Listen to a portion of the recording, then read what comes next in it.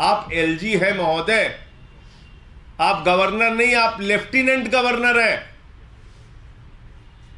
जिसको कहा जाता है पिछल्लू गवर्नर। आप पिछल्लू गवर्नर हैं, आप गवर्नर नहीं हैं। आपको पता नहीं कैसे, आप राजभवन में रहते हैं, आपको लगता है आप राजा हो गए। दिल्ली के उपराज्यपाल विनय कुमार सक्सेना जी के ऊपर अहिंसा की प्रतिमूर्ति राष्ट्रपिता महात्मा गांधी के आश्रम साबरमती आश्रम में दंगा फैलाने, मारपीट, लड़ाई झगड़ा करने सहित तमाम धाराओं में मुकदमा दर्ज हुआ था। आज नहीं, आज से 21 साल पहले, 21 साल पहले उनके ऊपर मुकदमा दर्ज हुआ। धारा क्या क्या है? 143, 147, 321, 341, 506 इन धाराओं में विनय कुमार सक्सेना जी के ऊपर 21 साल पहले मुकदमा दर्ज हुआ। कहां दंगा फैलाने में? साबरमती, बापू के आश्रम साबरमती में दंगा फैलाने के आरोप में मुकदमा दर्ज हुआ। मुकदमा चल रहा था और ये देखिए बड़े ध्यान से आप, इस मुकदमे में आरोपी नंबर 4 है विनय कुमार सक्सेना। आरोपी नंबर 4 का नाम है विनय कुमार सक्सेना और उनको बुलाया गया कि आप आइए, 9 तारीख को अदालत के सामने पेश होइए, अपना पक्ष रखिए, आपसे पूछताछ होगी, आइए। तो उन्होंने कोर्ट को गुमराह किया, कोर्ट को चिट्ठी लिखी। आप सोचिए, दिल्ली का एलजी न्यायालय को गुमराह कर रहा है, न्यायालय को गुमराह करने वाली चिट्ठी लिख रहा है। यह बहुत ही गंभीर मामला है। महामहिम राष्ट्रपति जी को इसको संज्ञान में लेना चाहिए। अगर एक एलजी के पद पर बैठा हुआ व्यक्ति कोर्ट को गुमराह कर रहा है तो उसको अपने पद पर रहने का अधिकार नहीं है। और क्या लिख रहे हैं ये न्यायालय को लिख रहे हैं कि हमको गवाही के लिए ना बुलाया जाए, हम न्यायालय के सामने नहीं आएंगे,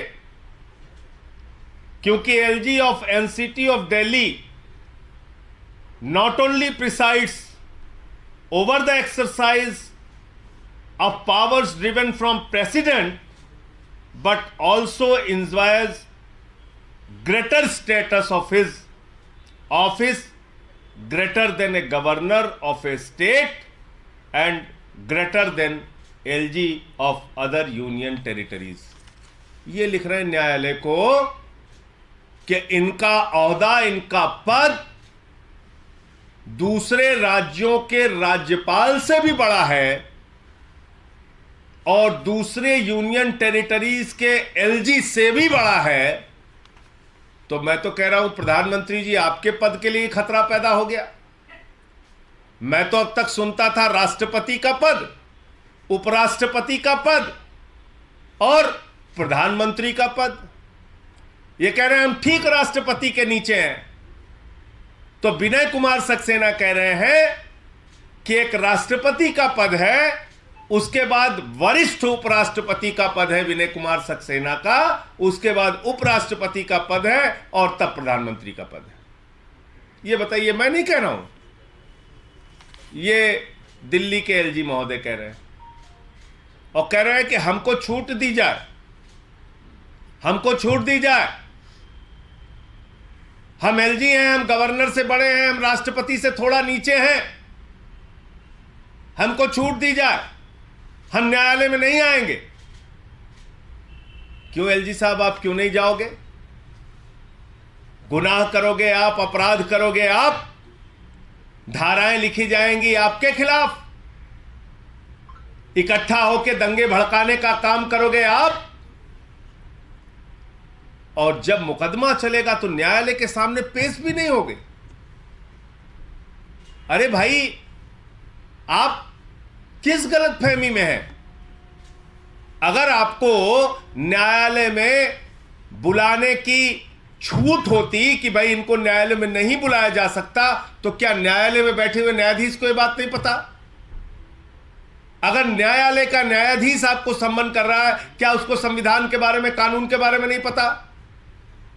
आप एलजी हैं महोदय, आप गवर्नर नहीं, आप लेफ्टिनेंट गवर्नर हैं, जिसको कहा जाता है पिछल्लू गवर्नर। आप पिछल्लू गवर्नर हैं, आप गवर्नर नहीं हैं। आपको पता नहीं कैसे, आप राजभवन में रहते हैं, आपको लगता है आप राजा हो गए। आप पूरे पूरे गवर्नर भी नहीं हैं, आप पिछल्लू गवर्नर हैं, पिछल्लू गवर्नर। और आप कह रहे हैं कि आप गवर्नर से भी ऊंचे हैं और राष्ट्रपति से नीचे हैं और दूसरे यूनियन टेरिटरीज के एलजी से भी ऊपर हैं। पता नहीं क्या क्या लिख रहे हैं, और आप न्यायालय को गुमराह कर रहे हैं। तो इसलिए मैं महामहिम राष्ट्रपति जी से अपील करूंगा, क्योंकि प्रधानमंत्री जी से अपील करना बेकार है। वो ऐसे ही लोगों को जिनके विरुद्ध अहिंसा के संत बापू के आश्रम में दंगा भड़काने का आरोप हो, ऐसे लोगों को तो एलजी बनाते हैं, तो प्रधानमंत्री जी क्या करेंगे? लेकिन राष्ट्रपति जी को जरूर इस बात का संज्ञान लेना चाहिए कि न्यायालय को कैसे एक व्यक्ति ने गुमराह करके, एलजी ने गुमराह करके, और 9 तारीख को अपनी पेशी से बचने के लिए ये झूठी चिट्ठी न्यायालय को लिखी है। इनको निर्देश दिया जाना चाहिए कि 9 मार्च को न्यायालय के सामने इन तमाम धाराओं में जो मुकदमे लिखे गए हैं, अपना पक्ष रखने के लिए, अपनी पूछताछ करवाने के लिए एलजी महोदय न्यायालय में जरूर जाएं। यह बात राष्ट्रपति को सुनिश्चित करनी चाहिए। और ये वही एलजी है, याद रखिएगा, भूलिएगा नहीं।